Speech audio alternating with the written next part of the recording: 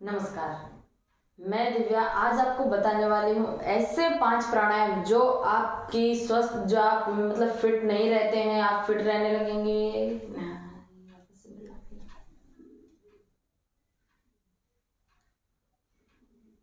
नमस्कार, मैं दिव्या आज मैं आपको बताने वाली ऐसे 5 प्राणायाम जिनसे हमें बहुत ही ज़्यादा लाभ होने वाला है और हम बहुत ही जल्द ही फिट हो जाने वाले हैं। तो आप सोच रहे हैं कि ऐसे कौन से प्राणायाम हैं जिनसे हम इतने जल्दी फिट हो जाएंगे। तो जी हाँ, ऐसे 5 प्राणायाम जो आपकी जिंदगी बदल देंगे और आप एकदम स्वस्थ रहने लगेंगे, चाहे कितनी भी बड़ी बीमारी क्यों ना हो, आपकी जो रोग प्रतिकारक क्षमता है वो बढ़ जाएगी। जी हाँ, तो ये जो है रेगुलर आपको प्राणायाम करना ही है। साथ में आपको हेल्दी रहने के लिए क्या करना है क्या नहीं, तो आज मैं सब कुछ आपको बताने वाली हूँ। तो चलिए वीडियो के द्वारा शुरू करते हैं।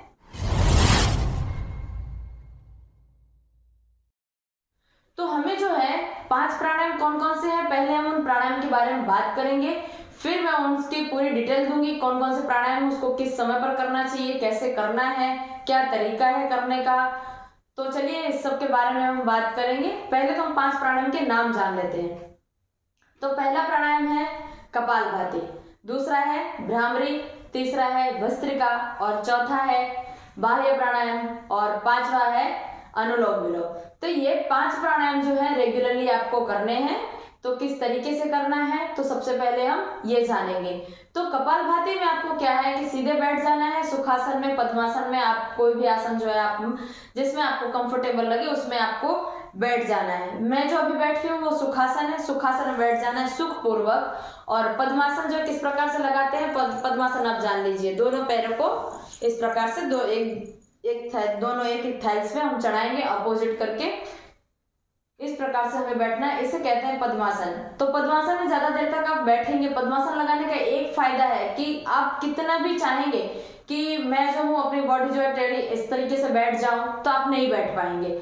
हाँ, लेकिन एक बात है कि सुखासन में यदि आप ऐसे बैठना चाहेंगे लचक के तो आप बैठ सकते हैं। लेकिन इसका फायदा ये है कि हमारी पद्मासन जब हम लगाते हैं तो हमारी करोड़रज्जु जो है बहुत ही ज्यादा स्ट्रेट रहती है, सीधी रहती है। हमें कुछ लोगों को, जिन लोगों को कमर में दर्द होने लगता है, तो किस कारण से होने लगता है, उसका कारण ये है कि जब हम ऐसे बैठते हैं हमारी जो रीढ़ की हड्डी है, करोड़रज्जु है, वो अंदर की साइड जाने लगता है और हमारे कमर में जो है दर्द होने लगता है। इसीलिए जितना हो सके उतना हमको सीधे बैठने का प्रयास करना है। कोई भी हम प्राणायाम कर रहे हैं तो सुखासन में या पद्मासन में किसी भी एक आसन में आप बैठ सकते हैं जिसमें आपको कंफर्टेबल लगे उसमें।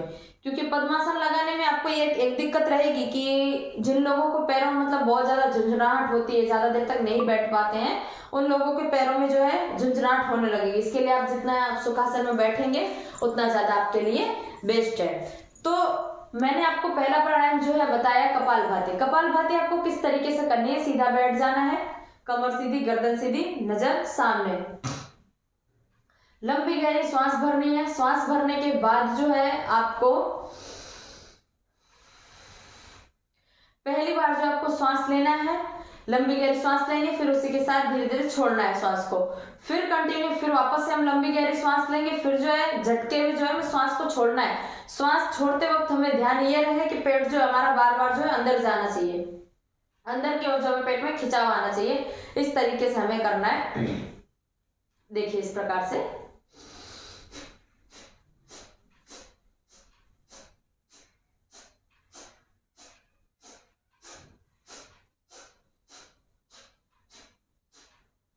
इस तरीके से जो है आपको कपालभाति करनी है। तो आपने जान लिया कि कपालभाति किस तरीके से करना है। अब हम जानेंगे कि कब करना है।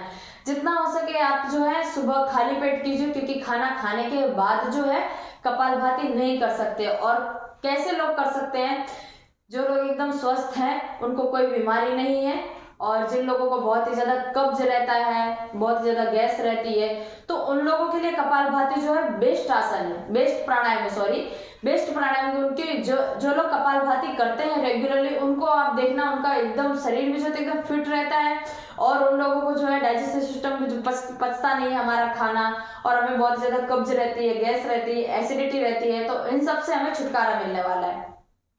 और किन लोगों को जो है कपालभाति नहीं करना है, कपालभाति जो जो महिलाएं जो प्रेग्नेंट हैं उन लोगों को जो है नहीं करना है कपालभाति। और जो लड़की मतलब कि जिन लोगों को पीरियड्स में है वो लोग भी नहीं कर सकते हैं, क्योंकि उन दिनों जो होता है हमें 7 दिनों के अंदर जो हमें आराम मिलना चाहिए, उस दिनों तक जो हम ऐसे प्राणायाम नहीं कर सकते जिनसे कि क्या है कि हमारे पेट में खिंचा हुआ है, ऐसे प्राणायाम हमें नहीं करने हैं। तो कपालभाति आपने ये भी जान लिया कैसे लोगों को करना है, कैसे लोगों को नहीं करना है। इसके बहुत ही जबरदस्त फायदे हैं, एक एक फायदे में गिनाने जाऊंगी तो बहुत ही ज्यादा टाइम लगेगा। तो इसके बहुत ही ज्यादा फायदे हैं। आपको मतलब कि आपको बहुत ही ज्यादा पेट की बीमारियां रहती हैं, आप कुछ भी खाते हो तो पचता नहीं है, पूरा दिन जो होता है आपको भारी भारी जैसा लगता है, भले आप थोड़ा खाते हो, जिससे कि क्या होता है हमारा डाइजेशन सिस्टम जो होता है वो खराब हो चुका होता है। तो यदि आप कपालभाति करेंगे तो ये बहुत ही अच्छा है। कपालभाति आपके अंदर जो पेट के रोग जितने भी है वो पेट के रोग नहीं होंगे। और कपालभाति दूसरा ये है कि हमारे जो पूरी बॉडी में जो हमें पेन होती रहती है तो वो भी हमें नहीं होगा, माइग्रेन जैसी प्रॉब्लम नहीं होगी, सर दर्द नहीं होगा, और पूरा दिन जो है हमारा तंदुरुस्ती में जाएगा कि वाह आज तो हमारा दिन कितना अच्छा गया, और आज पूरा दिन जो है फिट लग रहा है। और कोई हम जैसे कि नहीं करते हैं कोई भी आसन प्राणायाम, कभी नहीं करते योगा, तो उन लोगों को आप देखना कि पूरे दिन जो होता है उनको आलस आता रहता है, जिससे क्या होता है उनको पूरे दिन काम में मन नहीं लगता है। तो ये जब हम प्राणायाम शुरू करेंगे तो धीरे धीरे आपका जो है एनर्जी महसूस होती रहेगी, फुर्तीली महसूस होती रहेगी, तो आप जो है काम अच्छे से कर पाएंगे और पूरा दिन जो है पॉजिटिविटी में आपका जाएगा। तो दूसरा प्राणायाम भ्रामरी। तो भ्रामरी आपको किस तरीके से करनी है ये भी जान लीजिए आप। 3 उंगलियां जो हमारे आंखों पर और 1 उंगली जो है माथे पर यानी कि मस्तिष्क पर, और अंगूठा से कान बंद, अंगूठे से दोनों कान बंद करेंगे और लंबी गहरी श्वास भरेंगे, कमर सीधी गर्दन सीधी, इस प्रकार से आपको बैठना है। हाथ सीधे होने चाहिए, ना कि ऐसे बल्कि सीधे होने चाहिए हमारे, इस प्रकार से हमें ध्यान देना है। और आंखें हमारी बंद, लंबी गहरी श्वास भरेंगे और मुंह बंद करके ओम का उच्चारण करेंगे।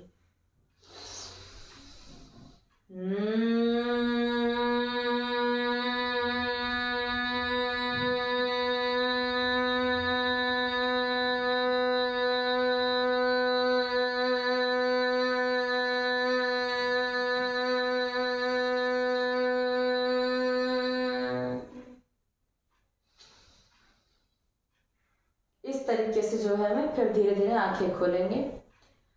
और कपालभाति जो है आपको कितनी देर तक करना है वो आप जान लीजिए। कपालभाति जो हमें 5 से 10 मिनट आपको रेगुलरली करना है। जब आप शुरुआत में कर रहे हैं तो आपको 5 मिनट करना है, फिर ज्यादा टाइम हो गया तो आप 10 मिनट 15 मिनट से आप बढ़ा सकते हो। और अभी जो मैंने आपको बताया भ्रामरी प्राणायाम, तो उसको आपको जो है 15 मिनट रेगुलरली करना है। इससे सबसे बड़ा फायदा ये है कि जिन लोगों को माइग्रेन की प्रॉब्लम रहती है, कभी भी कहीं ऑफिस में काम में मन नहीं लगता है, बहुत ज्यादा सर दर्द होता रहता है, हम पूरे दिन जो होता है एनर्जी में नहीं जाता है, बहुत ही ज्यादा मतलब कि वीक रहते हैं, तो उसके लिए बहुत ही अच्छा है। हमारा जो बॉडी का जो सिस्टम है, एनर्जी हमारी बॉडी में बनी रहेगी। और जो माइग्रेन जैसी प्रॉब्लम में जो है कितना भी सालों पुराना माइग्रेन क्यों ना हो, पर भ्रामरी करने से जो है आपका माइग्रेन जो है मिट जाएगा। और मिट जाएगा वो कितने दिनों में मिट जाएगा वो मैं आपको बता देती हूँ। आप जब शुरुआत में 5 से 6 दिन करेंगे तो आपको माइग्रेन जैसी बीमारियों में, ऐसी बड़ी बड़ी बीमारियां हैं, सर दर्द की, मस्तिष्क के अंदर की इतनी बड़ी बड़ी बीमारियां हैं, तो ये जो भ्रामरी प्राणायाम करने से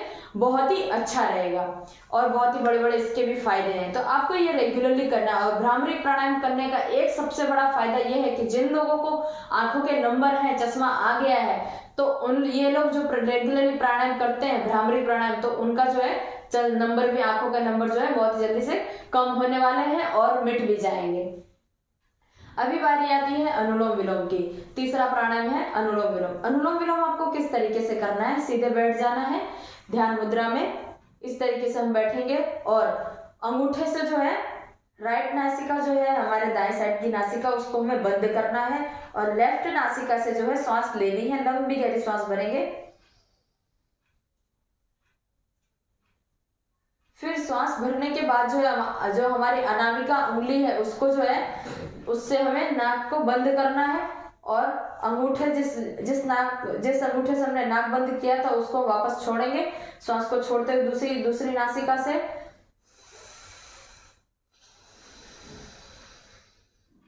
प्रकार से कंटिन्यू जो हमारा सर्कल है इस प्रकार से हमें करते रहना है। और ध्यान ये रहे अनुलोम विलोम करते समय कि जिस नासिका से आपने श्वास छोड़ा है उसी नासिका से जो हमें श्वास लेना है।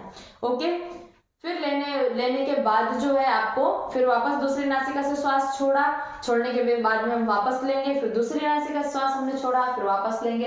इस प्रकार का जो कंटिन्यू हमारा अनुलोम विलोम का प्राणायाम का सर्कल है उसे हमें कंटिन्यू रखना है। और इस प्राणायाम को भी जो है आपको 15 से 20 मिनट जो आपको रेगुलरली करना है। इससे करने का फायदा ये होगा कि जो लोग छोटे बच्चे जो है बहुत ही हार्ड आसन सीख रहे हैं, एडवांस आसन सीख रहे हैं, जो लोग होल्ड नहीं कर पाते 20 से 30 मिनट तक, तो उन लोगों के लिए जो अनुलोम विलोम प्राणायाम है वो बेस्ट है।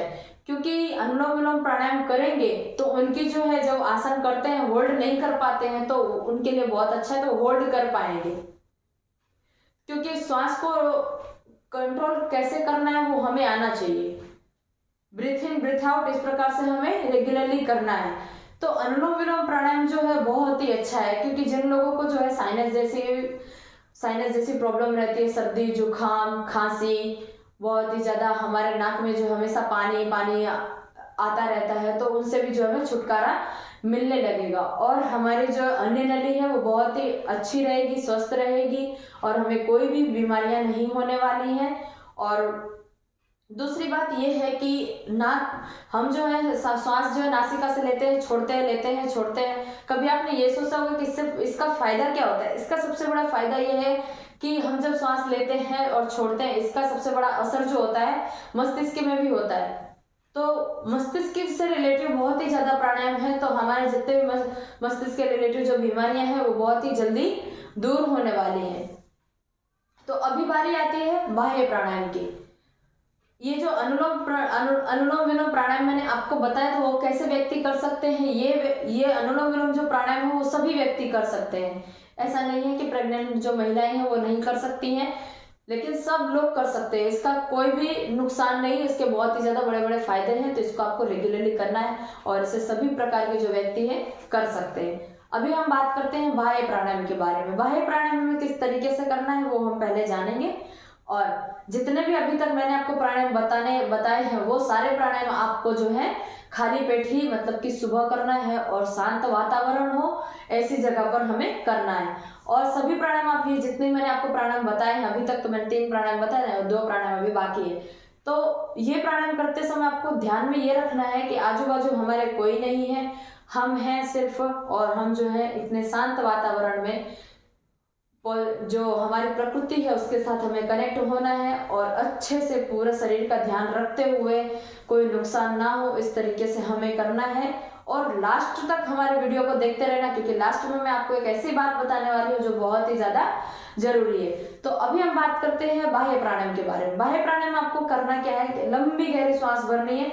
श्वास भरने के बाद जो है आपको नीचे छोड़ना है। छोड़ने के बाद आपको जो हमारी जो चिन्ह है वो हमें यहाँ पर लगानी है। श्वास छोड़ते छोड़ते नीचे जाएंगे, श्वास छोड़ते छोड़ते नीचे जाएंगे तो हमारा पेट जो है अंदर की ओर संकुचन करेगा।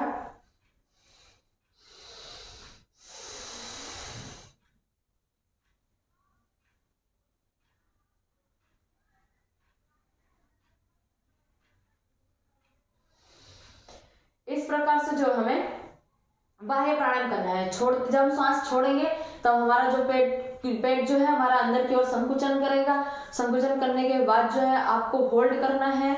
शुरुआत में आप कर रहे हैं तो आपको 10 सेकंड होल्ड करना है, फिर 20 सेकंड होल्ड करना है। ऐसे आपको जो है टाइमिंग बढ़ा देनी है। इससे भी आपके पेट की बीमारियां जो है बहुत ही जल्दी दूर होंगी। ये जो 5 प्राणायाम जो है बहुत ही अच्छे प्राणायाम है और आपको कोई भी इस प्राणायाम को करने के बाद आपको कोई नुकसान नहीं होने वाला, बहुत ही ज्यादा बेनिफिट है। और बाह्य प्राणायाम को जो है प्रेग्नेंट महिलाएं जो है वो नहीं कर सकती हैं, जिनके बहुत ज्यादा पेट में दर्द रहता है वो लोग नहीं कर सकते हैं। उनको 37 मैंने जो आपको बताए अनुलोम विलोम, भस्त्रिका और भ्रामरी, ये प्राणायाम जो है आपको करने हैं। हमारा एक प्राणायाम बाकी रह गया है, लास्ट वाला, वो है भस्त्रिका। भस्त्रिका आपको किस तरीके से करना है, लंबी गहरी सांस भरें,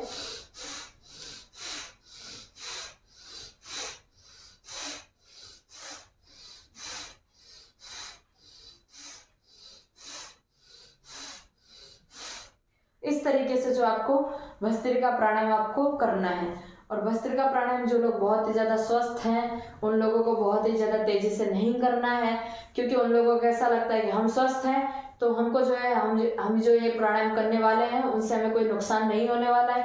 क्योंकि कभी कभी ऐसा होता है कि हमको ऐसा लगता है कि हम बहुत ज़्यादा फिट हैं, हम कोई प्राणायाम करेंगे इस प्रकार के जल्दी जल्दी करेंगे, तो इस प्रकार से प्राणायाम जो होते हैं नहीं किए जाते, क्योंकि हम कर रहे हैं ब्लड प्रेशर को कम करने के लिए, नॉर्मल करने के लिए। तो उनसे क्या होगा, ब्लड प्रेशर हमारा हाई होगा जिससे हमें बहुत ज़्यादा नुकसान होने वाला है। तो हम कभी प्राणायाम कर रहे हैं तो हमें उनको जो है एकदम व्यवस्थित धीरे धीरे करना है, कोई नुकसान ना हो, और जितना ज़्यादा हो सके हमें ध्यान में यह रखना है कि हमें लाभ ही मिलना। इस तरीके से जो हमें सभी प्राणायाम को ध्यान में रखते हुए और बीमारियों को ध्यान में रखते हुए हमें प्राणायाम को करना है।